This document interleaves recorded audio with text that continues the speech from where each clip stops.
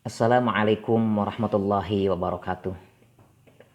Alhamdulillah, alhamdulillahi assalatu wassalamu ala rasulillah wa ala alihi wa sahbihi wa mawalah. Asyhadu an la ilaha illallah wahdahu la syarikalah wa asyhadu anna muhammadan abduhu wa rasuluhu ma la nabiyya ba'dah. Allahumma shalli wa sallim wa barik ala sayyidina Muhammadin wa ala alihi wa sahbihi ajma'in, amma ba'du. Ayuhal mustami'un ahibati fillah, tentunya di awal pertemuan ini kita awali dengan memuji syukur kepada Allah Subhanahu wa taala atas curahan nikmat, imma nikmat lahiriah maupun nikmat batiniah, dan tentunya nikmat terutama kita diberikan kesempatan untuk bisa menambah pengetahuan, menambah ilmu, dan juga tentunya kesempatan ini semoga Allah Subhanahu wa taala menjadikan sebagai wasilah di mana kita semakin giat lagi dalam beramal amalan sholihah, dan juga tentunya amal-amal yang baik, amal-amal yang akan mendatangkan ridha Allah Subhanahu wa taala. Demikian juga salawat dan salam semoga terlimpah curah kepada junjun alam tauladan kita, yakni baginda Nabi Muhammad sallallahu alaihi wasallam, yang tentunya tidak terlupakan pula untuk keluarganya, karib kerabatnya, para sahabatnya, handai tolannya, dan juga tentunya seluruh para pengikutnya termasuk kita sekalian. Semoga kita termasuk di antara orang yang kelak akan mendapatkan syafaat darinya. Amin ya rabbal alamin. Ahibati fillah, pada kesempatan kita kali ini akan perbincangkan beberapa kumpulan hadis yang berkait dengan saum Ramadan, yang tentunya semoga dengan tersampaikannya atau juga ziyadah pengetahuan kita sekalian dari hadis-hadis ini kemudian menambah semangat kita dalam beramal ya sholihah di bulan Ramadan, terutama sekarang ini di Ramadan di tahun 1441 Hijriah. Walaupun kita sedang dalam posisi hari ini berada di rumah terus karena belum terkendalinya wabah virus COVID-19, semoga dengan ikhtiar dan juga segala bentuk usaha yang dilakukan oleh kita sekalian, termasuk pemerintah kita sekalian, oleh Allah Subhanahu wa taala dijadikan sebagai asbab di mana wabah itu akan segera disirnakan, terutama dari negeri kita dan juga tentu umumnya di seluruh penjuru negeri ini. Baik, kita akan mulai dari hadis yang pertama yang berkait dengan membicarakan awal saum Ramadan. An Abi Hurairah radhiyallahu anna Nabi sallallahu alaihi wasallam qala sumu li ru'yatihi waftiru li ru'yatihi fa in ghubiya alaikum fa akmilu iddata sya'ban 30, rawahul Bukhari. Dari Abu Hurairah radhiyallahu bahwasanya Rasulullah sallallahu alaihi wasallam bersabda, berpuasalah karena kalian melihat hilal dan berbukalah ketika kalian melihatnya. Apabila terhalangi atau mendung atas kalian, maka sempurnakan bilangan Sya'ban 30 hari. Hadis riwayat Bukhari. Hadis ini memberikan informasi kepada kita bahwa awal dan akhir dari saum Ramadan adalah dengan melihat hilal. Hilal adalah pertanda dari datangnya bulan yang baru yang tentunya akan nampak ketika di akhir-akhir bulan. Salah satunya adalah karena berkaitan dengan kewajiban melaksanakan saum Ramadan, maka ketika berakhir di bulan Sya'ban ini kita harus melihat apakah telah nampak hilal ataupun tidak. Maka apabila kemudian ada seorang yang melihat penampakan hilal sebagai tanda dari datangnya bulan baru, berarti sudah memasuki kepada 1 Ramadan. Akan tapi kemudian ketika di akhir bulan Sya'ban ini atau di tanggal 29 bulan Sya'ban ini belum nampak hilal, baik itu karena mendung ataupun memang karena tidak nampak, tidak ada seorang pun yang melihatnya di wilayah tertentu atau di sebuah negeri tertentu, maka bagi negeri itu untuk menyempurnakan bilangan Sya'ban sebanyak 30 hari. Artinya bahwa Datangnya bulan suci Ramadan adalah setelah disempurnakan bilangan bulan Sya'bannya sebanyak 30 hari. Demikian juga ketika akan berakhir di bulan Ramadan ini tentu juga harus dilakukan pemantauan hilal. Melihat hilal ini apakah telah datang bulan yang baru ataupun tidak. Jika kondisi yang sama, apabila kemudian bahwa di akhir Ramadan ini pun belum nampak hilal, maka tentunya kita juga menyempurnakan bilangan puasa Ramadan atau bulan Ramadan sebanyak 30 hari pula. Berikutnya, an Abi Hurairah radhiyallahu anin Nabi sallallahu alaihi wasallam qol man shoma ramadhana imanan wa ihtisaba ghufir lahu ma taqaddama min dzambih, muttafaqun alaih. Dari Abu Hurairah radhiyallahu dari baginda Nabi Muhammad sallallahu alaihi wasallam, beliau bersabda, barang siapa yang berpuasa Ramadan karena iman dan mengharap pahala, maka diampuni baginya dosa-dosa yang telah lalu. Hadis riwayat muttafaqun alaih. Hadis ini pun menjelaskan kepada kita bahwa saum yang kemudian ditunaikan atau dilaksanakan di bulan Ramadan ini hendaklah didasari oleh dua hal. Hal yang pertama adalah dasar keimanan, keyakinan kepada Allah Subhanahu wa taala, dan yang kedua adalah karena mengharapkan pahala dan kebaikan dari Allah Subhanahu wa taala.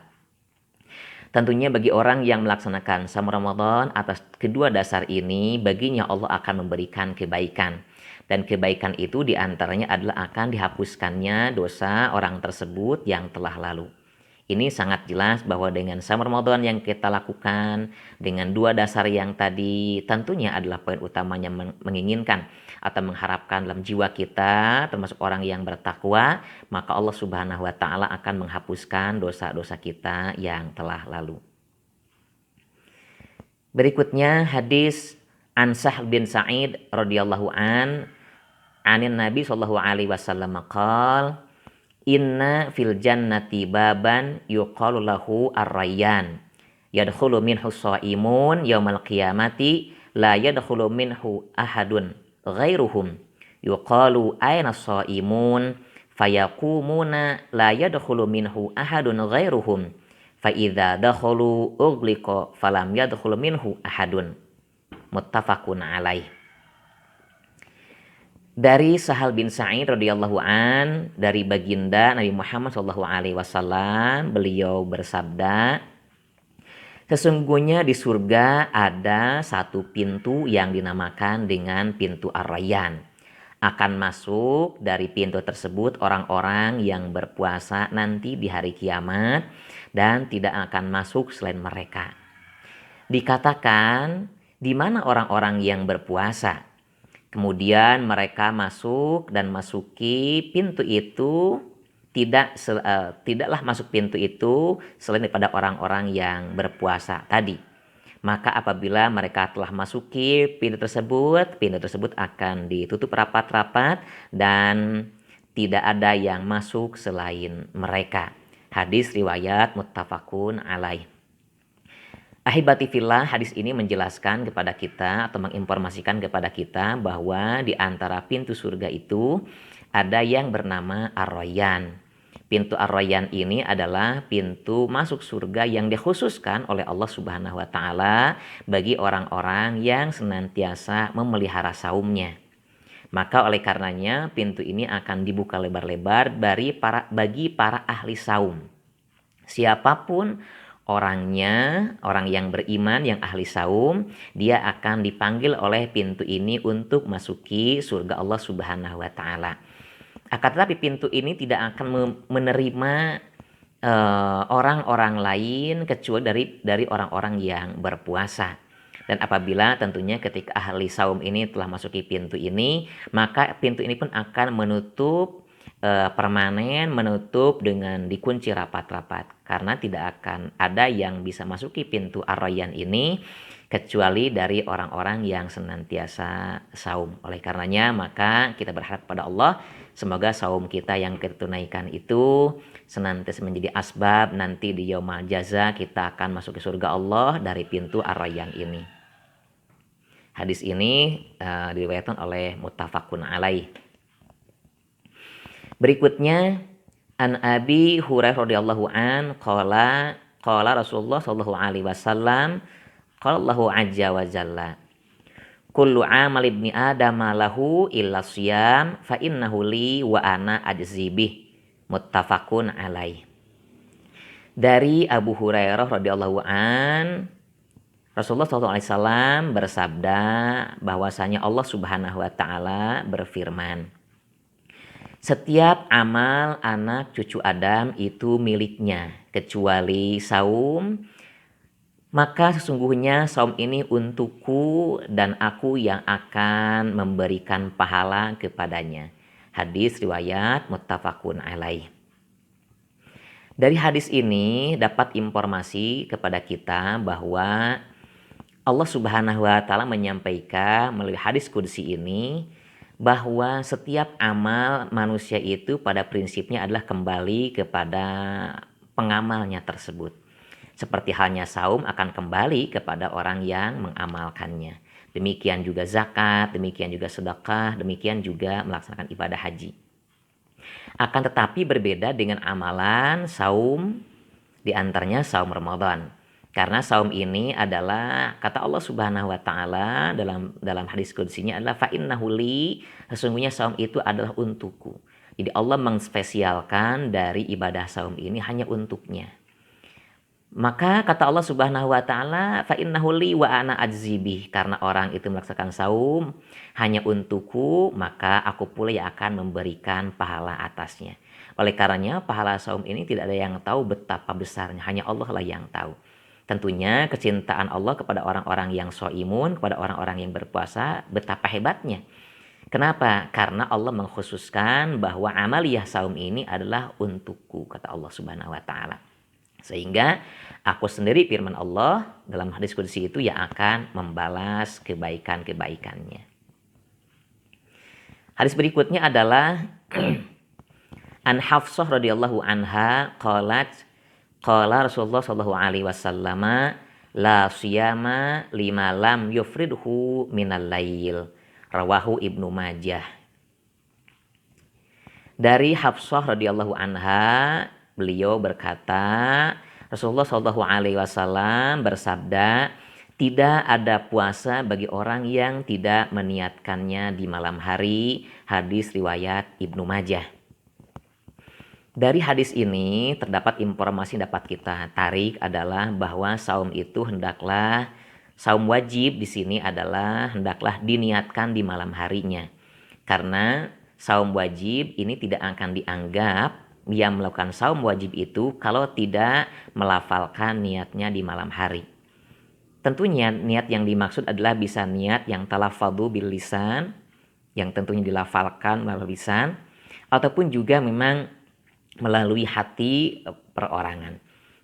Tetapi tentunya sebagai Imam Syafi'i menyampaikan bahwa melafalkannya itu sangat dicintai atau sangat mustahab. Karena untuk mengokohkan bahwa apa yang kita lakukan ini adalah berkait erat dengan amal yang akan kita lakukan di kemudian hari. Oleh karenanya maka biasakanlah ketika akan melaksanakan saum wajib ini, di antara saum Ramadan, saum kifarat, kemudian juga saum nazar ya, maka niatkan di malam hari untuk saum-saum tersebut. Karena kalau kita tidak meniatkannya, maka amal dari saum itu tidak tercatat sebagai amal yang wajib, tapi masih pada posisi pelaksanaan hal-hal yang sunnah saja. Berikutnya kita lanjutkan. An Abi Hurairah radhiyallahu an anna Rasulullah sallallahu alaihi wasallam qol man anfaqa jauzaini fi sabilillahi nudiya min ayyi abwabil jannah ya Abdullah hadza khair faman kana min ahli sholati du'iya min babis sholat wa man kana min ahli jihadi du'iya min babil jihad wa man kana min ahli siyami du'iya min babir rayyan wa man kana min ahli shadaqah du'iya min babis shadaqah muttafaqun alaih. Dari Abu Hurairah radhiyallahu an bahwasanya Rasulullah sallallahu alaihi wasallam bersabda, Barang siapa yang menginfakkan hartanya di jalan Allah Subhanahu wa taala, niscaya ia akan dipanggil dari pintu-pintu surga. Wahai hamba Allah, ini adalah kebaikan. Setiap orang yang giat mengerjakan sholat, ia akan dipanggil dari pintu sholat. Dan siapa yang termasuk orang yang rajin berjihad, ia akan dipanggil dari pintu jihad. Setiap orang yang rajin berpuasa, ia pula akan dipanggil dari pintu Ar-Rayyan. Dan barang siapa yang termasuk orang yang gemar bersedekah, maka ia akan dipanggil dari pintu sedekah. Hadis riwayat muttafaqun alaih. Hadis ini menginformasikan kepada kita bahwa yang pertama, bagi orang yang senantiasa rajin menginfakkan hartanya dan Allah Subhanahu wa taala, maka semua pintu surga akan memanggilnya. Semua pintu surga akan memerintahkan memasuki pintu surga dari pintu mereka. Kenapa? Karena sedekah itu adalah amaliyah yang paling hebat, amaliyah yang paling sangat luar biasa di hadapan Allah Subhanahu wa taala dan menjadi jalan terbanyak asbab masuk surga. Maka oleh karenanya ketika orang rajin bersedekah, rajin berinfak yang dimasukkan di sini, rajin berinfak di jalan Allah Subhanahu wa taala, ia akan dipanggil dari berbagai macam pintu surga. Demikian juga bagi orang yang rajin menunaikan sholat, ia akan dipanggil dari pintu sholat. Orang yang rajin berjihad, ia juga akan dipanggil dari pintu jihad, ya. Tapi orang yang berpuasa di sini akan dipanggil dari pintu Ar-Rayyan, sebagaimana telah dijelaskan pada hadis yang sebelumnya. Dan tentunya bagi orang juga yang rajin bersedekah juga akan dipanggil dari pintu sedekah. Nah, perbedaan daripada infak dan sedekah tentu sangat berbeda. Karena infak itu adalah menafkahkan dari sebagian harta kita. Di Allah Subhanahu wa taala. Bentuknya banyak. Bisa memberi makan, bisa juga membangun pondok pesantren, sarana pendidikan, dan juga hal yang lain. Akan tetapi sedekah tentunya dalam hal ini adalah bentuknya bisa tidak hanya dalam bentuk yang harta. Karena sedekah ini bisa dengan senyuman, bisa juga dengan berzikir kepada Allah, bisa juga dengan menghilangkan duri di jalanan. Itu bagian-bagian daripada sedekah. Akan tetapi infak ini adalah pengeluaran dari harta kita. Makanya karena mengeluarkan harta, sedangkan semua orang sangat mencintai harta tentunya, kemudian dia mengeluarkan harta demi fisabilillah, maka surga akan membukakan seluruh pintunya bagi kaum-kaum orang yang senang menginfakkan hartanya. Mudah-mudahan terutama di sasi Ramadan, di bulan Ramadan itu kita dimudahkan tangan kita untuk berinfak di jalan Allah Subhanahu wa taala karena akan menambah kebaikan-kebaikan. Berinfaklah untuk pembangunan pondok pesantren, berinfaklah untuk yatim piatu dan duafa, berinfaklah untuk masyarakat yang membutuhkan, baik yang sifatnya untuk sarana fisik ataupun juga untuk membangun fisikis dalam artian mengembangkan ilmu dan pengetahuan. Kita lanjutkan hadis berikutnya. An Abi Hurairah radhiyallahu an qala Rasulullah sallallahu alaihi wasallam asyamu junnah muttafaqun alaih. Dari Abu Hurairah radhiyallahu an, beliau berkata, Rasulullah SAW bersabda, puasa itu merupakan perisai. Hadis riwayat muttafaqun alaih. Hadis ini menginformasikan kepada kita bahwa saum yang kita lakukan itu merupakan perisai. Perisai itu apa? Perisai itu adalah sebagai pelindung diri kita. Pelindung dari apa? Tentunya karena merupakan perisai bisa dimaknai pertama pelindung secara fisik, yang kedua sebagai pelindung dari fisikis. Pelindung fisik kita adalah dengan saum pastinya akan menambahkan kesehatan pada diri kita, lahiriah kita. Sedangkan pelindung untuk fisikis artinya bahwa ruhaniyah kita akan semakin tajam. Ruhaniyah kita akan semakin baik, akan semakin suci dengan saum-saum yang kita tunaikan. Betapa banyak kebaikan-kebaikan yang akan diterima oleh ruhani kita karena saum yang kita lakukan tersebut. Di antaranya tentunya penyakit hati akan semakin menipis dan bahkan kemudian hilang. dan juga hal yang negatif lainnya yang terdapat pada psikis atau psikologi seseorang itu pun akan hilang dengan saum itu. Sehingga yang muncul adalah hal-hal yang positif, hal-hal yang penuh kemanfaatan, hal-hal yang penuh dengan kebaikan-kebaikan. Itulah diantaranya bahwa saum merupakan perisai bagi kaum muslimin dan kaum muslimat. Berikutnya adalah an Aisyah radhiyallahu anha anna Bilal kana yu'adzinu bil-laili faqala Rasulullah sallallahu alaihi wasallam kulu washrabu hatta yu'adzina ibnu ummi maktum fa innahu la yu'adzinu hatta yatlu al-fajr.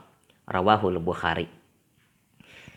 Dari Aisyah radhiyallahu anha bahwasanya Bilal senantiasa mengumandangkan adzan di malam hari. Kemudian Rasul bersabda, makanlah kalian dan minumlah kalian sampai terdengar adzan dari Ummi Maktum. Karena sungguhnya Ummi Maktum tidaklah mengumandangkan adzan kecuali telah datangnya waktu fajar. Hadis riwayat Bukhari. Hadis ini pun menginformasikan kepada kita tentunya berkaitan dengan pelaksanaan sahur ahibati fillah. Karena dalam pelaksanaan saum biasanya kemudian kita berkait erat dengan datangnya waktu adzan subuh atau tanda fajar datang. Karena saum adalah imsakun nafsi min tulu'il fajri ila ghurubi syamsi. Saum itu adalah mengekang diri dari makan dan minum serta syahwat sejak munculnya fajar. Nah, maka disitulah yang dengan fajar itu adalah datangnya waktu subuh. Nah, di zaman Nabi itu ada 2 muadzin di waktu pagi hari. Yang pertama adalah Bilal, yang keduanya adalah Ibnu Ummi Maktum. Kedua petugas ini mengumandangkan adzan, Bilal mengumandangkan masih waktu agak malam. Artinya sebelum fajar datang, sehingga disebut dengan adzan awal. Nah, adapun adzan kumandang adzan senantiasa dikumandangkan oleh Ibnu Ummi Maktum, yaitu di waktu fajar datang. Maka ketika Bilal mengumandangkan adzan awal ini, Rasul memerintahkan kepada kaum muslimin yang pada waktu itu kemudian menganggap bahwa itu adalah tanda berhenti, tanda untuk diawalinya saum. Ternyata kata Nabi, makan dan minumlah. Tunggu sampai datangnya adzan dari Ibnu Ummi Maktum sebagai tanda dimulainya pelaksanaan saum dan waktu subuh telah tiba. Ini pun kemudian tentunya dalam kebiasaan kita suka kita dengar ada istilah imsakiyah. Imsakiyah itu artinya adalah persiapan, tentunya bukan berarti kita berhenti makan. Di persiapan karena sebentar lagi, kurang lebih beberapa menit lagi, 10 menit lagi akan masuk pada waktu fajar atau waktu subuh. Dan waktu subuh ini tentunya adalah waktu yang sudah tidak boleh seorang melangsungkan makan dan minum karena sudah dimulai awal berpuasa. Berikutnya adalah an Zaid bin Thabit radhiyallahu an qala tasaharna ma'an Nabi sallallahu alaihi wasallam thumma qala ila sholati qultu kam kana bainal adzani was sahur qala qadra khamsina ayah. Rawahul Bukhari. Dari Zaid bin Thabit radhiyallahu an, beliau berkata, kami telah melangsungkan sahur bersama Nabi Shallallahu Alaihi Wasallam. Kemudian beliau berdiri untuk melaksanakan sholat. Aku pun kemudian berkata kepada Rasul, berapa jarak waktu antara sahur dan adzan subuh itu? Kemudian Rasul pun menjawab bahwa qadra khamsina ayah, kira-kira antara sahur dengan adzan subuh itu sekira dibacakan 50 ayat dari ayat Al-Quran. Rawahul Bukhari, hadis riwayat Imam Bukhari. Hadis ini mengokohkan dari hadis yang pertama terkait dengan pelaksanaan saum. Jika saum itu ketika Bilal mengumandangkan adzan, di situ Rasul masih memerintahkan untuk melanjutkan makan dan minum. Nah, kira-kira antara persiapan seorang itu untuk santap sahur sampai kemudian betul-betul berhenti santap sahur itu adalah sekira dibacakan 50 ayat dari ayat suci Al-Qur'an. Ya mungkin kurang lebih sekitar 10 sampai 15 menit artinya untuk kita siap-siap menuju ke persiapan saum Ramadan.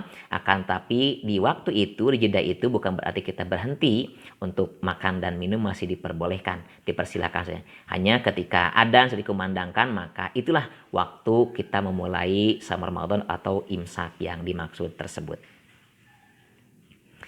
Berikutnya An Anas radhiyallahu anhu qala Rasulullah sallallahu alaihi wasallam tasahharu fa inna fis sahuri barokah, muttafaqun alaih. Dari Anas bin Malik radhiyallahu anhu beliau berkata, Rasulullah sallallahu alaihi wasallam telah bersabda, bersahurlah kalian karena dalam sahur ada keberkatan. Hadis riwayat muttafaqun alaih. Dari hadis ini terdapat informasi yang dapat kita ambil bahwa di antara kebaikan-kebaikan dan amaleh yang terbaik di bulan Ramadan itu di antaranya adalah dengan bersantap sahur. Jangan sampai kita kemudian menyepelekan kebaikan dari pelaksanaan sahur ini. Karena sahur adalah satu amaliyah yang berkait erat dengan pelaksanaan saum. Dengan sahur itu akan mendapatkan banyak keberkahan dan juga keutamaan. Tidak hanya sebagai penguatan bahwa kita mempersiapkan fisik kita agar lebih kuat selama saum, tapi juga ada nilai-nilai. Nilai diantaranya adalah nilai keberkahan dari Allah Subhanahu wa Ta'ala. Maka carilah berkah-berkah di bulan Ramadan. Itu salah satunya adalah dari bersantap sahur, baik pribadi maupun dengan keluarga ataupun juga dengan teman-teman yang lainnya, jika dimungkinkan tentunya. Berikutnya An Abi Ayyub radhiyallahu anna Rasulullah sallallahu alaihi wasallam qol man shoma ramadana thumma taba'ahu syitta min syawal kana kasiyami dahri, rawahu Muslim. Dari Abi Ayyub radhiyallahu an bahwasanya Rasulullah SAW bersabda, barang siapa berpuasa bulan Ramadan kemudian diikuti dengan puasa 6 hari di bulan Syawal, maka baginya seperti puasa 1 tahun penuh. Hadis riwayat Muslim. Hadis ini menginformasikan kepada kita bahwa dari kita yang menghendaki banyak kebaikan-kebaikan setelah selesai melaksanakan Ramadan, itu dilanjutkan dengan 6 hari berpuasa di bulan Syawal. Kebaikannya atau keutamaan dari saum 6 hari bulan Syawal ini adalah kasyami dahri, seperti orang yang melaksanakan saum selama 1 tahun penuh. Betapa hebat kebaikannya, maka oleh karenanya manfaatkan. Kalau kemudian nanti kita telah selesai melaksanakan saum Ramadan itu, kita persiapkan untuk melaksanakan saum Syawal. Dalam hal ini tidak ada penjelasan khusus terkait dengan harinya. Apakah dari hari kedua sampai hari yang ke-7 ataupun juga harinya seperti apa. Para ulama menjelaskan yang penting berpuasa selama 6 hari di bulan Syawal. Mudah-mudahan banyak kebaikan, dan kebaikan itu diantaranya adalah seumpama orang yang melaksanakan saum selama 1 tahun penuh. Lanjutkan. An Abi Abbas radhiyallahu anha an Ibni Abbas radhiyallahu anhuma anna Nabi sallallahu alaihi wasallam qol fa idza jaa ramadhanu fa'tamiri fa inna umratan fihi ta'dilu hajjatan wa fi riwayati Muslim hajjatan ma'i, muttafaqun alaih. Dari Ibnu Abbas radhiyallahu anhuma, sesungguhnya Nabi Muhammad SAW bersabda, apabila telah datang bulan Ramadan maka umrohlah. Sesungguhnya umroh di bulan Ramadan itu menyemai ibadah haji, atau dalam riwayat hadis Muslim itu menyamai haji bersamaku. Hadis riwayat muttafaqun alaih. Nah, hadis ini menginformasikan kepada kita bahwa di antara kebaikan bulan Ramadan itu harus dilipat gandakannya kebaikan-kebaikan. Apapun itu. Di antara kebaikan itu adalah umroh.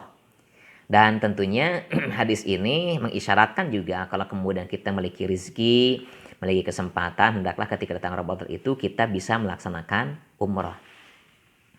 Nah, umroh di bulan Ramadan ini nilainya setara dengan orang yang melaksanakan ibadah haji. Bahkan dalam riwayat Muslim itu adalah setara dengan orang yang melaksanakan haji bersama baginda Nabi Muhammad SAW. Betapa luar biasanya, betapa hebatnya kebaikan orang yang melaksanakan umroh di bulan Ramadan. Tapi tentunya amal-amal yang lain pun, amal-amal soleh di bulan Ramadan ini akan lipat gandakan. Yang sunnah akan menaiki kepada derajat yang wajib, bahkan setiap amal itu lipat gandakan dari 1 menjadi 70, bahkan mungkin berlipat ganda. Wallahu a'lam bishawab, kebaikan-kebaikan dari amal solihah yang dilaksanakan di bulan Ramadan ini. Maka perbanyaklah amal solihah selama Ramadan, baik siang harinya maupun malam harinya. Berlanjut kepada an Abi Hurairah radhiyallahu an Nabi sallallahu alaihi wasallam qol man qama lailatal qadri imanan wa ihtisaba ghufir lahu ma taqaddama min dzambih, rawahul Bukhari. Dari Abu Hurairah radhiyallahu an bahwasanya Nabi sallallahu alaihi wasallam bersabda, barang siapa menghidupkan malam Lailatul Qadar karena iman dan mengharapkan pahala dari Allah Subhanahu wa taala, maka diampuni baginya dosa-dosa yang telah lalu. Hadis riwayat Bukhari. Ya, hadis ini menginformasikan kepada kita ketika datang Ramadan itu hendaklah kita juga untuk berusaha mendapatkan malam Lailatul Qadar. Di antaranya adalah dengan membiasakan diri qiyamu Ramadan. Karena qiyamu Ramadan yang kita tunaikan, terutama qiyamu Ramadan itu kalau kemudian kita lakukan berharap mendapatkan Lailatul Qadar dan harapan ini ditunjang atas keimanan, atas mengharapkan pahala Allah Subhanahu wa taala, maka hal ini akan menjadikan salah satu kifarat daripada dosa-dosa kita. Akan menjadikan penghapus dari dosa-dosa kita yang telah lalu. Berlanjut An Ibnu Abbas radhiyallahu anhuma qala kana nabiyyu ajwadan nasi wa kana ajwada ma yakunu fir Ramadan. Hina yalqahu Jibril fayudarisuhul Qur'an wa kana Jibril yalqahu kulla lailatin min syahri Ramadan. Fayudarisuhul Qur'an fakana Rasulullah sallallahu alaihi wasallam hina yalqahu ajwada bil khair min rihil mursalah. Muttafaqun alaih. Dari Ibnu Abbas radhiyallahu anhuma, beliau berkata bahwa Nabi Shallallahu alaihi wasallam adalah orang yang amat dermawan dan beliau lebih dermawan pada bulan Ramadan. Saat beliau ditemui Jibril untuk membacakan kepadanya Al-Qur'an, Jibril menemui beliau setiap malam pada bulan Ramadan. Lalu kepadanya Al-Qur'an. Rasulullah Shallallahu alaihi wasallam ditemui oleh Jibril dalam keadaan lebih dermawan dari biasanya, bahkan kebaikannya itu lebih dermawan daripada angin yang berhembus. Hadis riwayat muttafaqun alaih. Dari sini terdapat informasi buat kita bahwa Nabi ketika datang Ramadan itu beliau begitu luar biasanya dari sifat-sifat dan sikap-sikap beliau. Di mana yang sebelumnya beliau adalah orang yang dermawan, tetapi ketika masuk Ramadan dia lebih dermawan lagi. Beliau ketika di luar Ramadan sangat baik kepada orang-orang, maka dalam Ramadan beliau lebih baik lagi. Di antara kedermawanannya itu sangat nampak di bulan Ramadan itu. Bahkan ketika Jibril menemani beliau untuk mentalakikan dari firman Allah SWT, beliau membacakan ayat Al-Quran di hadapan Nabi, maka Jibril melihat bahwa Rasul itu lebih dermawan. Saking lebih dermawan itu diumpamakan lebih dermawan daripada angin yang berhembus. Ya, bagaimana kita lihat angin? Angin itu sangat dermawan, tidak pernah melihat siapapun itu. Beliau berikan kesejukan, beliau berikan kenyamanan, ketentraman, bahkan rasa kantuk dengan datangnya angin itu yang menghembus. Begitu dermawannya. Nah, Rasul lebih daripada itu. Ketika datang bulan suci Ramadan. Maka kalau kita juga sangat ingin mengharapkan kebaikan-kebaikan di Ramadan, maka ikutilah perilaku Nabi itu dengan semakin dermawan ketika datangnya bulan suci Ramadan.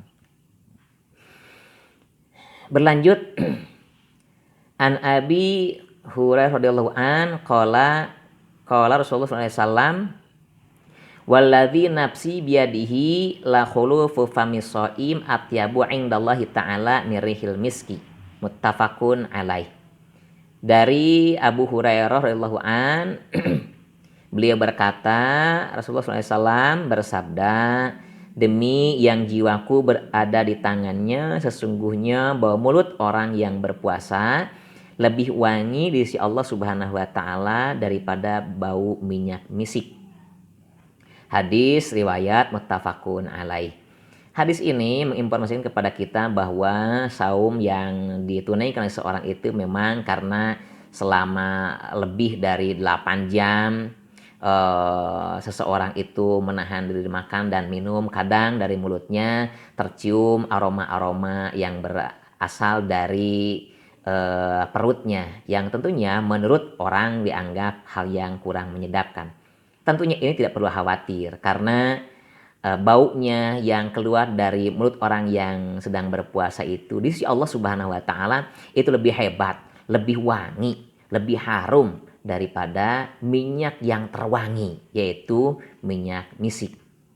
Oleh karenanya maka berbahagialah bagi orang-orang yang berpuasa walaupun setelah lahiriah tentunya bau mulutnya kurang nyaman, tapi di sisi Allah itu sangat luar biasa, kebaikannya sangat luar biasa, kehebatan yang lebih harum daripada minyak surga sekalipun. Berlanjut, an Aisyah radhiyallahu anha qalat kana Nabi sallallahu alaihi wasallam idza dakhala asru shadda mi'zarahu wa ahya lailahu wa aqyadu ahlahu, rawahul Bukhari. Dari Aisyah radhiyallahu anha beliau berkata bahwasanya Nabi Muhammad sallallahu alaihi wasallam apabila telah masuk 10 hari terakhir di bulan Ramadan beliau mengencangkan sarungnya dan beliau menghidupkan malam-malamnya serta membangunkan keluarganya. Hadis riwayat Bukhari. Nah, dari hadis ini pun terinformasi bahwa di antara sikap Nabi itu ketika datang di 10 hari terakhir bulan Ramadan itu beliau senantiasa lebih bermujahadah lagi, lebih muqarabah lagi, lebih dekat dengan Allah Subhanahu wa taala, lebih mengoptimalkan lagi peribadatan kepada Allah Subhanahu wa taala yang digambarkan dengan mengencangkan sarungnya. Artinya bahwa beliau lebih banyak mengurusi kehidupan ukhrawinya ketimbang kehidupan duniawinya. Demikian juga tentunya seyogianya kita juga seperti itu ketika datang di akhir-akhir Ramadan itu kita lebih menggiatkan lagi, baik itu membaca Al-Qur'annya, tadarusnya, melaksanakan sholat-sholat sunnah-sunnahnya, walaupun kita tentunya telah melaksanakan sholat witir misalkan, ya tidak apa-apa. Kita melaksanakan sholat mutlak, kita melaksanakan sholat tasbih, kita melaksanakan sholat hajat, ya, untuk mengisi dalam rangka kita mencari Lailatul Qadar. Tentunya hal ini tidak hanya sendiri kita. Bagusnya kemudian juga kita seperti hanya Rasul, beliau mengajak membangunkan keluarganya. Kita ajak anak dan istri juga untuk bisa bersama-sama, yaitu apa? Untuk berburu malam 1000 bulan yang disebut dengan malam Lailatul Qadar itu. Kita lanjutkan. An Ibnu Umar radhiyallahu anhuma qala Rasulullah sallallahu alaihi wasallam iltamisuha fil ashril awakhiri yakni Lailatul Qadri. Fa in da'ufa ahadukum aw ajuza fala yuglabanna ala sab'il bawaqi. Rawahul Muslim.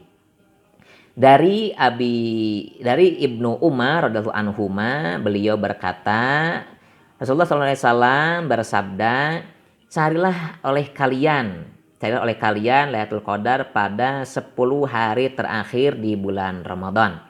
Apabila kalian tidak mampu, maka janganlah kalian melewatkan dari 7 hari terakhir. Hadis riwayat Muslim.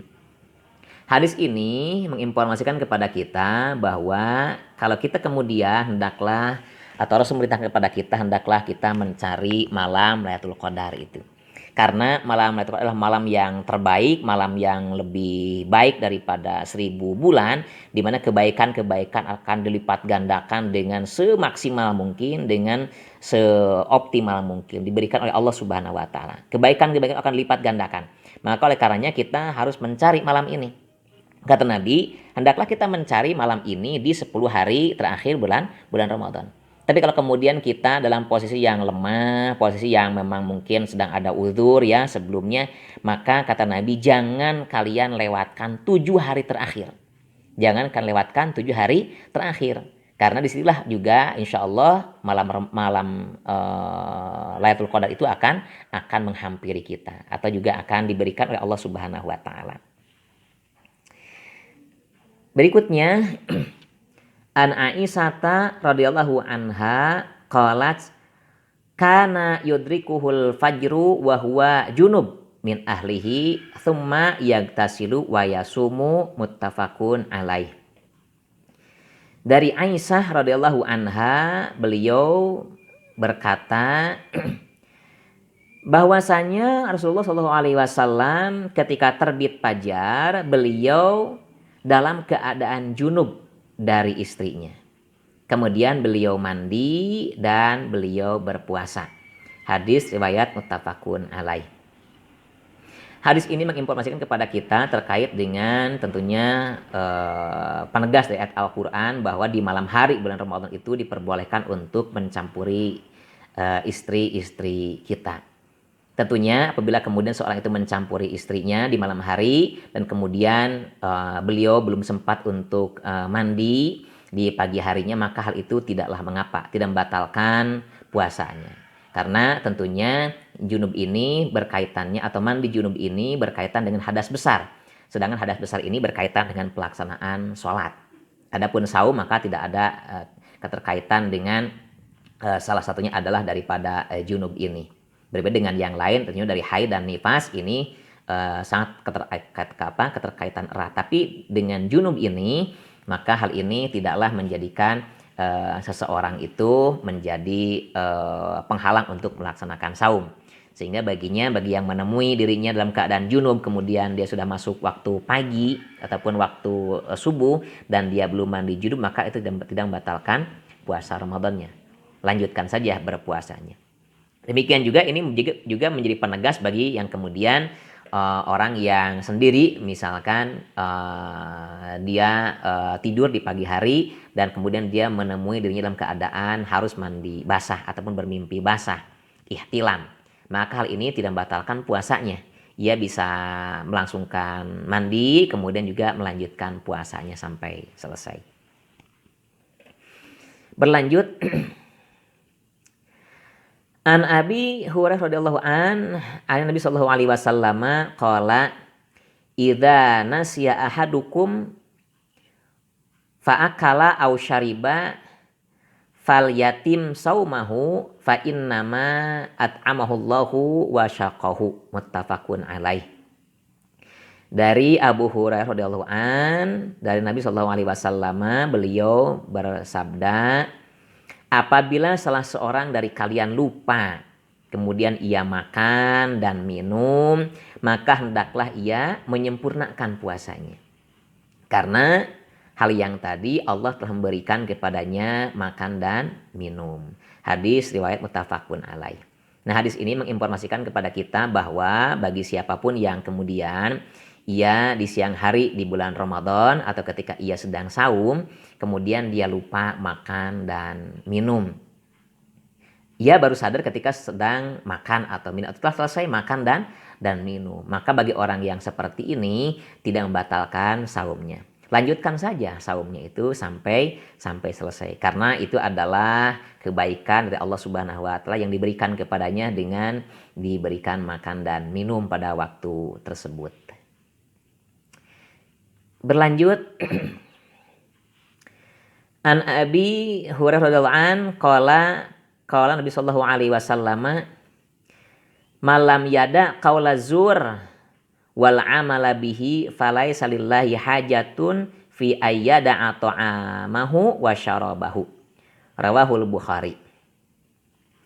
Dari Abu Hurairah radhiyallahu an, beliau berkata, Rasulullah SAW bersabda, barang siapa tidak meninggalkan perkataan dusta dan beramal dengannya, maka Allah tidak butuh ketika dia meninggalkan makan dan minumnya.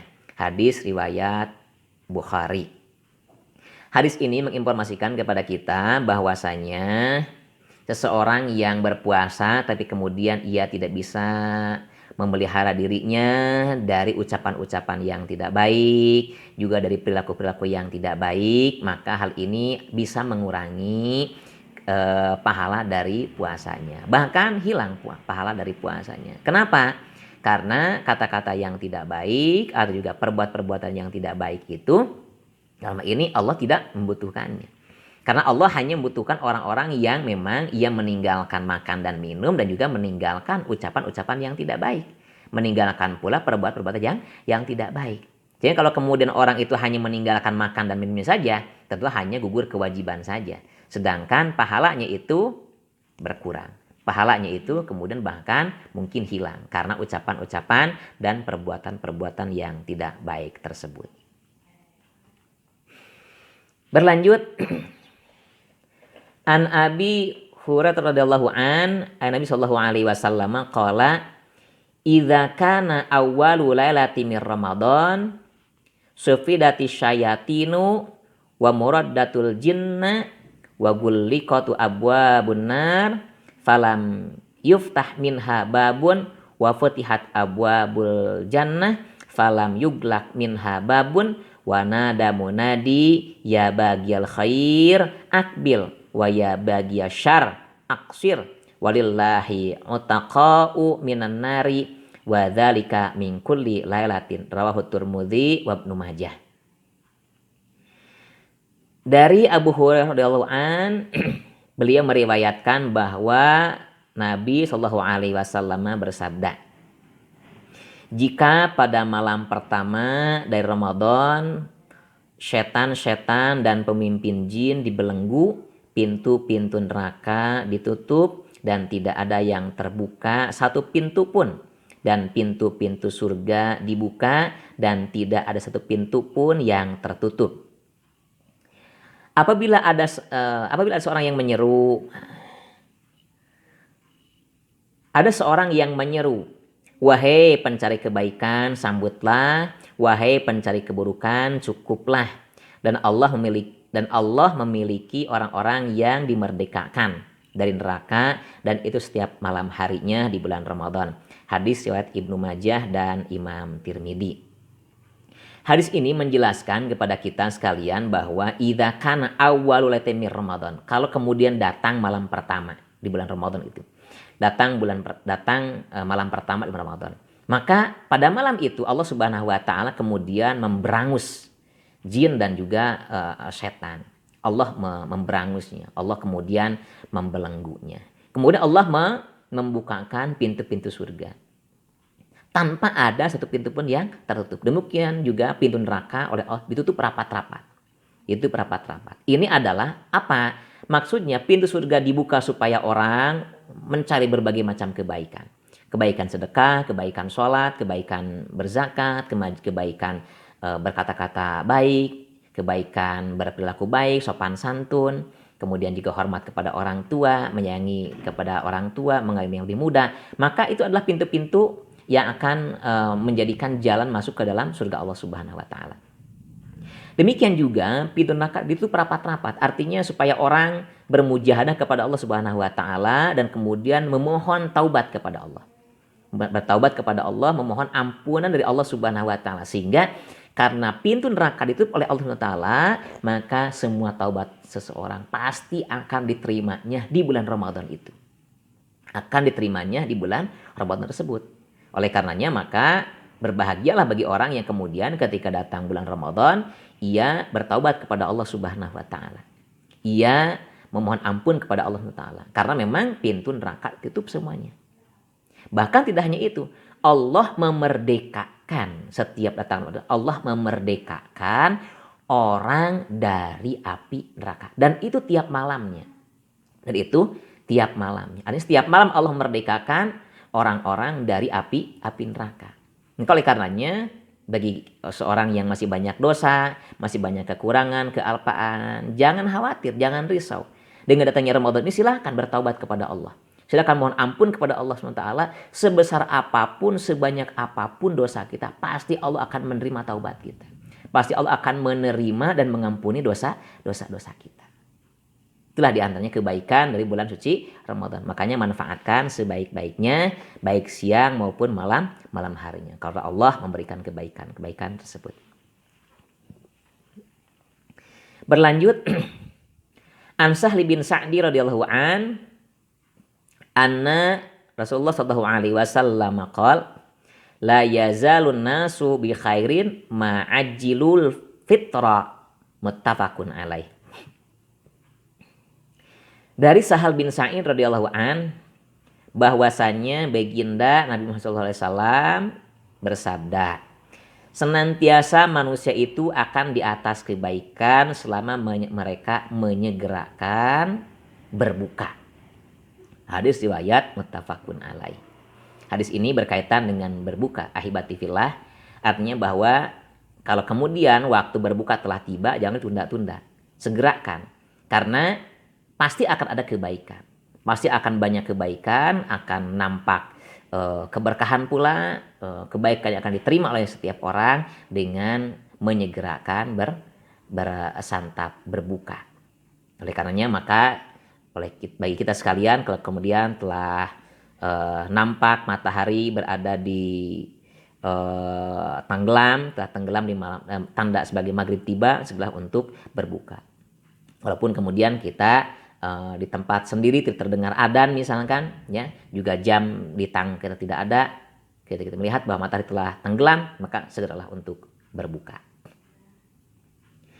Berikutnya, An Zaid bin Khalid al-Juhanni an Nabi sallallahu alaihi wasallam qala, man fatara shaiman kana lahu mithlu ajrihi ghairu annahu la yanqusu min ajri shaimi syai'. Rawahu Tirmidzi.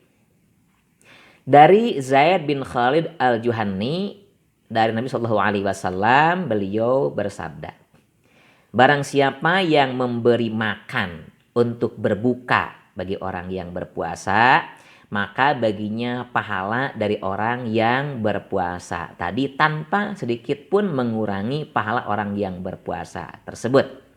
Hadis riwayat Tirmidzi. Hadis ini menjelaskan kepada kita ahibati fillah bahwa bagi seorang yang kemudian diberikan kemampuan untuk memberi makan, memberi iftar, memberi berbuka kepada orang lain, maka baginya akan mendapati pahala seperti orang yang melaksanakan puasa. Puasa penuh, 1 hari penuh. Dan tentunya pahala ini tidak akan mengurangi dari pahala orang yang kita berikan makan tadi. Tidak akan mengurangi sedikit pun dari pahala orang yang kita berikan iftar tadi. Nah, oleh karenanya, kalau kemudian kita diberikan kelebihan rezeki, perbanyaklah kita memberikan santap berbuka kepada orang-orang yang sedang melaksanakan saum. Karena kita akan mendapatkan pahala seperti orang yang melaksanakan saum. Tentunya jumlah bilangannya. Kalau 1 orang yang kita berikan iftar 1. Kalau 2 ya 2. Kalau banyak ya semakin banyak. Maka perbanyaklah kita memberi iftar, memberi berbuka kepada orang-orang yang sedang melaksanakan saum Ramadan. Atau juga saum-saum yang lainnya. Berlanjut. An Jabir radhiyallahu an qala sa'ida Nabi sallallahu alaihi wasallam al-mimbar faqala amin amin amin. Qala atani Jibril alaihi salam faqala ya Muhammad man adraka ahada walidayhi famata fadakhala nar fa ab'adahu Allah. Qul amin, fakultu amin. Qala ya Muhammad man adraka syahra Ramadan famata falam yughfar lahu fa udkhilan nar fa ab'adahu Allahu. Qul amin, fakultu amin. Qala wa man tu indahu falam yusalli alaika famata fadakhalan nar fa'ab'adahu Allahu kul amin fakultu amin. Rawahu Tabrani. Dari Jabir radhiyallahu an, beliau berkata, Nabi SAW suatu ketika berdiri dan menyeru di atas mimbar. Beliau berkata, amin, amin, amin 3 kali. Sahabat bertanya kepadanya, mengapa mengucapkan amin 3 kali padahal tidak terdengar orang yang sedang berdoa. Kemudian Rasul pun menjawab, telah datang Jibril kepadaku.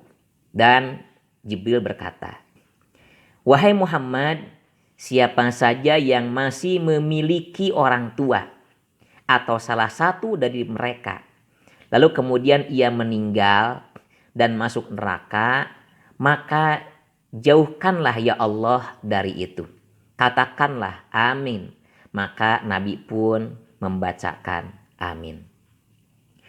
Wahai Muhammad, kata Jibril, siapa yang mendapati bulan Ramadan, kemudian dia meninggal dan dia tidak mendapati ampunan, maka dia masuk neraka. Maka jauhkanlah ya Allah dari hal itu. Katakanlah amin, maka Nabi pun melafalkan amin.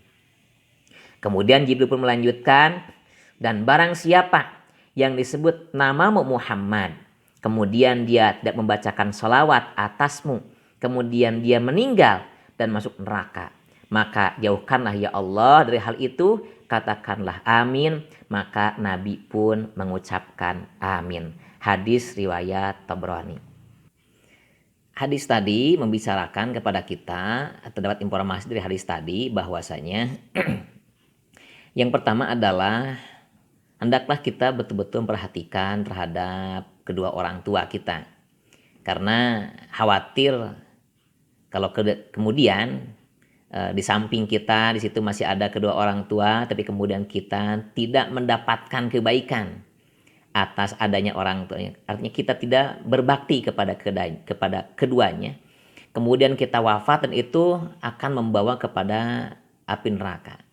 Sehingga hal ini bahwa Rasul mengaminkan agar orang-orang itu terbebas dari hal ini. Artinya supaya setiap orang mukmin itu bisa memanfaatkan kehadiran orang tuanya untuk berbakti, untuk menjadi asbab mendapatkan surga Allah Subhanahu wa taala, bukan sebaliknya. Karena barang siapa yang ia mendapati kedua orang tuanya masih ada atau salah satunya, kemudian dia tidak mendapatkan kebaikan, tidak mendapatkan kebaikan kepada keduanya, kemudian ia itu wafat dan kemudian masuk neraka. Nah, ini Nabi Jibril mengatakan semoga Allah menjauhkan kita hal itu. Katakan amin Rasulullah, maka Rasulullah menyebutkan atau melafalkan amin. Kemudian yang kedua yaitu memanfaatkan bulan Ramadan untuk bertaubat kepada Allah Subhanahu wa taala. Karena waman adraka syahrul Ramadan, barang siapa yang kemudian dia mendapati bulan Ramadan dan ternyata bulan Ramadan ini tidak mendapatkan ampunan dia di Ramadan itu. Artinya karena dia tidak bertaubat, karena dia tidak beristighfar kepada Allah di bulan Ramadan, sehingga kemudian Ramadan itu lewat begitu saja tanpa dia mendapatkan pengampunan dari Allah SWT sebagaimana disampaikan di awal, di mana Ghufira ma taqaddama min dambih, akan mengampuni dosa-dosa yang sebelumnya. Nah, dia dapat Ramadan ini. Tapi kemudian Ramadan ini lewat begitu saja tanpa dia manfaatkan untuk mendapatkan ampunan Allah. Maka ini akan membawa malapetaka. Akan membawa malapetaka bagi seorang sehingga bisa menyeretnya ke api neraka. Makanya Rasul pun memohon dalam hal ini agar tidak terjadi oleh Malaikat Jibril. Makanya Rasul membacakan amin. Maksudnya supaya orang-orang yang beriman itu tidak memasuki mendapatkan pengampunan Allah SWT dengan datangnya Ramadan. Dan yang ketiga adalah tentunya ketika disebutkan nama Nabi, disebutkan asma Rasulullah SAW, maka biasakanlah kita membaca sholawat kepadanya dengan sallallahu alaihi wasallam. Misalkan disebutkan di situ sebagaimana Nabi Muhammad bersabda, maka kita mengucapkan Allahumma sholli ala Sayyidina Muhammad. Nah, bagi orang yang kemudian menyepelekan hal ini, kemudian itu biasa-biasa, tidak ada apa-apanya. Kemudian kita biarkan hal itu tanpa mengucapkan satu salam, kemudian dia mati, ini pun bisa berbahaya. Karena ini bisa menjadi asbab seseorang kemudian nanti masuk ke neraka. Kenapa? Karena Rasul itu nanti di yaumul jaza akan diberikan oleh Allah kesempatan untuk memberikan syafaat kepada umatnya. Maka oleh karenanya dalam yang ketiga ini adalah ketika seorang disebutkan namamu, kemudian ia tidak bersolawat kepadamu, kemudian dia mati, kemudian masuk neraka, maka mintalah kepada Allah Taala supaya dijauhkan kita dari hal itu. Katakan amin, maka Rasul pun melanjutkan dengan membacakan amin. Baik, kita lanjutkan. An Abi Hurairah radhiyallahu an qala Rasulullah sallallahu alaihi wasallam lisoimi farhatani yufarrihuma ida aftara farhun wa ida lakya rabbuhu farhun bisaumihi. Rawahu Bukhari. Dari Abu Hurairah radhiyallahu an bahwasanya baginda sallallahu alaihi wasallam bersabda, bagi orang berpuasa ada dua kebaikan, ada dua kebahagiaan. Yang pertama adalah yaitu ida aftara farhun. Yang pertama ketika dia berbuka maka dia mendapatkan kebahagiaan. Jadi ketika berbuka. Kemudian wa idza lakya robbahu, ketika bertemu dengan Tuhannya nanti juga dia akan farhun, dapat juga kebahagiaan. Ada janji Allah bagi orang-orang yang saum itu, dia akan mendapatkan kebahagiaan duniawi, kebahagiaan duniawinya dia bertemu dengan berbuka, gegap gempita dengan waktu berbuka. Tapi kebahagiaan yang lain adalah yakni nanti di yaumul jaza akan bertemu dengan Allah Subhanahu wa taala dengan alat atau dengan wasilah saum yang ia lakukan tersebut. Berikutnya An Abi Hurairah radhiyallahu an qala Rasulullah sallallahu alaihi wasallam salasatun la turaddu da'watuhum as-shaimu hatta yuftira wal imamul adilu wa da'watul madlum. Rawahu At-Tirmidzi. Dari Abu Hurairah radhiyallahu an bahwasanya Rasulullah SAW bersabda, terdapat 3 orang manusia yang tidak akan ditolak doanya atau juga ditolak harapannya. Pertama adalah doa orang yang berpuasa sampai dia berbuka. Pemimpin yang adil dan doa orang yang teraniaya. Hadis riwayat Tirmidzi. Nah, hadis ini menginformasikan kepada kita bahwa ada 3 kelompok orang yang oleh Allah tidak akan pernah ditolak doanya itu. Tidak akan pernah ditolak. Artinya doanya akan dikabul oleh Allah SWT. Diterima doanya itu. Siapa? Yang pertama adalah orang yang berpuasa. As-shaimu hatta yuftira. Orang yang berpuasa sampai dia itu berbuka. Nah, selama dia itu berpuasa sampai waktu berbuka, maka masa-masa itu adalah saatun mustajabah. Waktu-waktu diterimanya doa seseorang. Maka oleh karenanya, bagi kita selaku orang yang membiasakan diri sebagai ahlus syam, orang yang senang berpuasa, manfaatkan waktu-waktu selama saum itu untuk memperbanyak doa kepada Allah Subhanahu wa taala. Jangan sebaliknya, kita manfaatkan hanya untuk ngabuburit, dalam artian tidak ada manfaatnya. Nah, kita manfaatkan untuk berdoa karena doa di situ tidak ada yang tidak tertolak, tidak ada yang ditolak, semua diterima oleh Allah Subhanahu wa taala. Semua dikabul oleh Allah Subhanahu wa taala. Makanya kita manfaatkan sebaik mungkin. Waktu paginya, siangnya, sorenya, sampai apalagi ketika akan menjelang berbuka, di mana perut kita terasa semakin lapar, semakin haus, semakin dahaga, maka semakin mustajab doa kita itu. Dimanfaatkan. Yang kedua adalah al-imamul adil. yaitu seorang pemimpin yang adil. Pemimpin yang adil yang mampu menempatkan sesuatu pada tempatnya, proporsional sesuatunya. Tidak pernah memandang bulu, semuanya dianggap sama rata di hadapan hukum. Pemimpin yang adil, semua doanya akan diterima. Makanya kalau kemudian kita mendengar ada pemimpin kita yang berdoa, mengharap ya, roja kepada Allah, maka cepat kita aminkan. Cepat kita aminkan. Karena doa yang dibacakan oleh pemimpin kita itu akan diijabah oleh Allah Subhanahu wa taala. Dan yang ketiganya adalah yaitu da'matul madlum, yaitu doanya orang-orang yang sedang teraniaya. Siapapun orangnya tanpa dipandang bulu, ya, apakah itu muslim ataupun non muslim.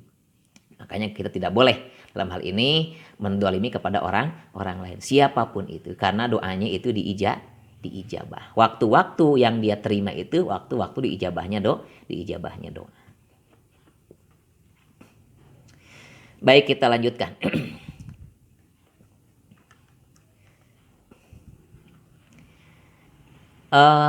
An Abi Hurairah radhiyallahu an qala Rasulullah sallallahu alaihi wasallam kam min shaimi laisa lahu min siyamihi illal ju' wal 'atas. Dari Abu Hurairah radhiyallahu an bahwasanya baginda Rasulullah SAW bersabda, betapa banyak orang yang berpuasa tapi dia tidak mendapatkan apa-apa dari puasanya kecuali hanya lapar dan dahaga saja. Hadis riwayat Imam Ahmad dan Ibnu Majah. Nah, dari hadis ini terdapat informasi yang dapat kita ambil bahwasanya banyak sekali orang yang saum tapi tidak mendapatkan kebaikan dari saum, tidak ada pahalanya, hanya lapar saja. Artinya hanya kewajiban yang selesai dia tunaikan. Hanya kewajiban yang selesai dia tunaikan. Kalau saumnya saum wajib. Tetapi kemudian pahalanya tidak ada. Nah, kenapa hal ini? Ini setara yang disampaikan hadis yang di awal. Karena kaulnya masih kaul zur, ucapan yang buruk-buruk ya. Kemudian amalnya masih amal yang zur juga. Amalnya masih amal yang buruk. Tidak menaik atau juga grafiknya tidak menjadi bagus dari saumnya itu, biasa-biasa saja. Maka saum yang biasa-biasa saja itu adalah saum yang kemudian hanya selesai kewajiban saja. Tidak mendapatkan pahala kebaikan dari saumnya tersebut. Kemudian An Hamzah bin Amri al-Islami radhiyallahu an qala ya Rasulullah ajidu bi quwwatun 'ala siyam fis safar fahal alayya junah faqala Rasulullah sallallahu alaihi wasallam hiya rukhsatu minallah faman akhadha biha fahasan wa man ahabba ayyasuma fala junaha alaih. Rawahu Muslim wa Baihaqi. Dari Hamzah bin Amru al-Islami radhiyallahu an, beliau berkata, wahai Rasul, saya punya kekuatan untuk berpuasa dalam safar. Apakah salah saya melakukannya? Maka Rasulullah SAW kemudian menjawab, itu adalah rukhsah atau keringanan dari Allah. Barang siapa yang mau mengambilnya, yakni tidak puasa, maka itu baik. Dan barang siapa yang mau berpuasa, hal itu pun tidak mengapa baginya. Hadis riwayat Muslim dan Imam Baihaqi. Hadis ini menjelaskan kepada kita terkait dengan kerukhsahan bagi orang yang sedang dalam safar atau sedang dalam perjalanan. Tentunya perjalanan yang menghabiskan waktu 1 hari penuh. Dalam kitab-kitab fikih qadra samanina kilometran, ya, kurang lebih sekitar 80 km dengan menggunakan kendaraan unta ataupun kuda. Ya, kalau zaman sekarang tentunya karena 80 km bisa ditempuh dengan hanya 2 jam saja, tentu yang lebih bisa diambil rasio terkait hal ini adalah tidak jarak, tapi yang kemudian diambil rasio adalah waktu tempuh. Kalau tempuhnya mencapai 1 hari penuh, maka ia dirukhsahkan untuk tidak berpuasa. Tapi bagi orang yang memang kuat, walaupun perjalanan jauh, kuat berpuasa, itu pun tidak apa-apa. Artinya rukhsah boleh diambil, itu baik. Tapi bagi orang yang kemudian tidak mengambil rukhsah, itu pun tidak apa-apa. Artinya kewajiban dia saum tertunaikan, juga pahala saumnya didapatkan. Tapi bagi yang rukhsah, bagian perjalanan. Tentu kebaikan-kebaikan Ramadannya, kebaikan-kebaikan saum didapatkan, tapi kewajibannya belum dia tunaikan dan wajib diganti di kemudian hari. Berlanjut,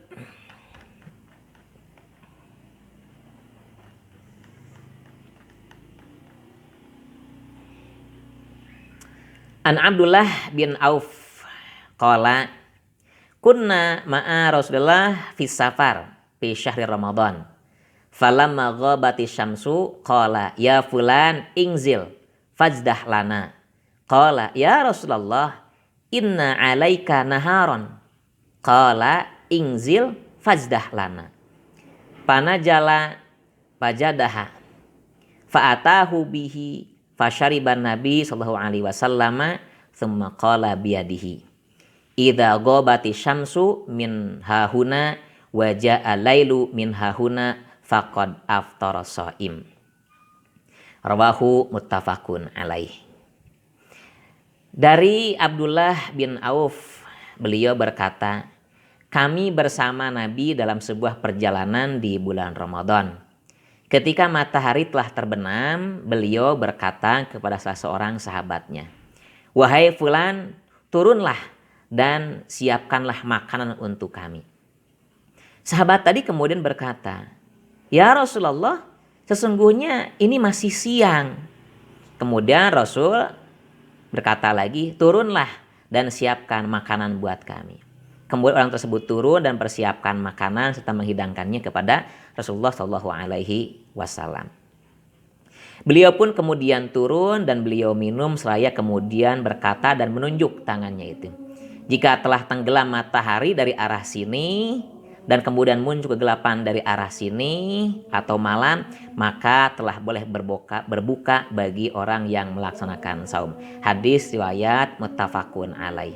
Hadis ini menjelaskan kepada kita sekalian bahwa jangan kita menunda-nunda untuk berbuka puasa. Kalau sudah datang waktunya maka segerakanlah kita untuk berbuka puasa. Tidak harus menunggu sampai gelap gulita. Yang penting bahwa maghrib telah tiba ataupun juga matahari telah terbenam, maka itu adalah tanda bahwa waktu iftar telah dimulai, waktu berbuka telah dimulai.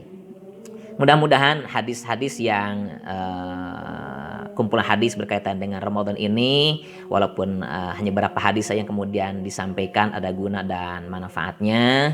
Dan tentunya mudah-mudahan juga menjadi tambah pengetahuan dan juga sehingga kita semakin giat lagi beramal, melakukan amal-amal yang soleh dan juga semakin dimudahkan kita untuk melaksanakan amal-amal soleh, amal-amal yang terbaik terutama ketika sudah masuki bulan Ramadan. Mungkin sekian, wallahul muwaffiq ila aqwamit thoriq. Assalamualaikum warahmatullahi wabarakatuh.